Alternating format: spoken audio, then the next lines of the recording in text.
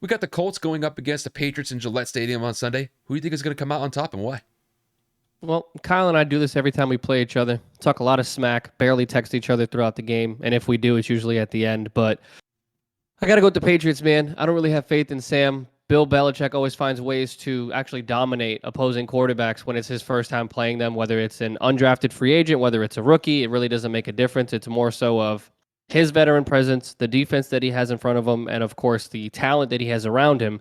Just always finds a way to make it a hell for the opposing quarterbacks going into New England. And this is in Foxborough, so this is going to be one hell of a game, a lot of smack talk. Obviously, Jonathan Taylor's been hurt. We just traded Naheem Hines. I mean, our offensive line has been piss poor. The defense shows, like I said, flashes, as I've said all year. Like, we have some good pressures. We'll make a good play. But overall, I just don't necessarily have faith that the offense is going to be able to do anything competitive against this defense.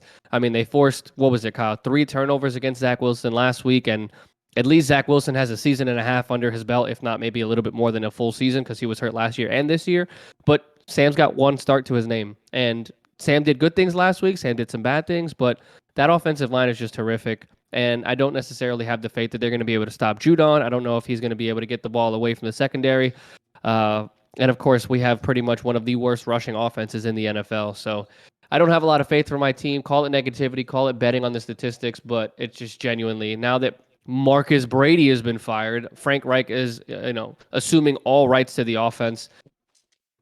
Goodums.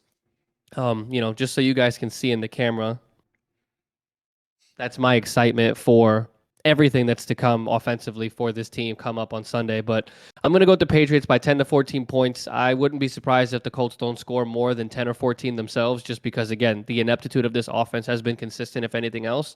But yeah, I got the Pats winning this one, and I don't think it's going to be close. Yeah, Kev, I agree with you 100% on this one too. I got the Patriots winning this one.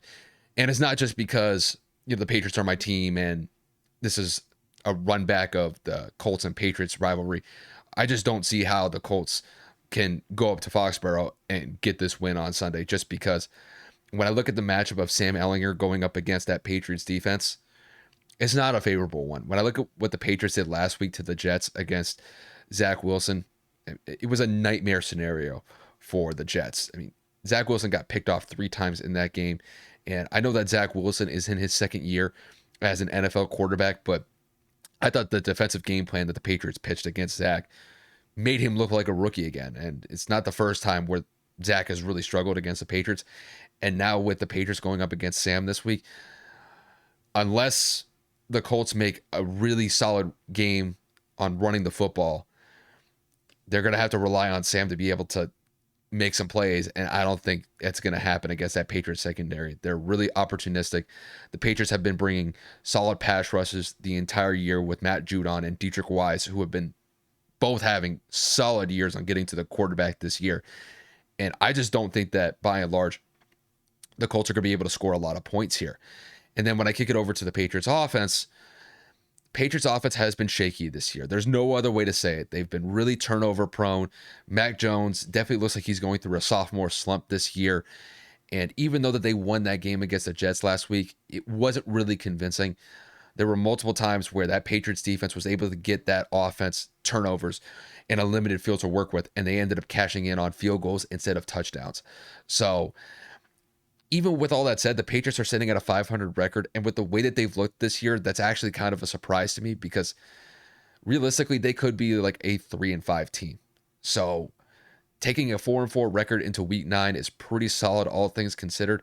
We'll see what happens going against the Colts, but I think by and large, with the way that that defense has been playing, I think that's going to be the primary factor and the reason why the Patriots win that game on Sunday against the Colts.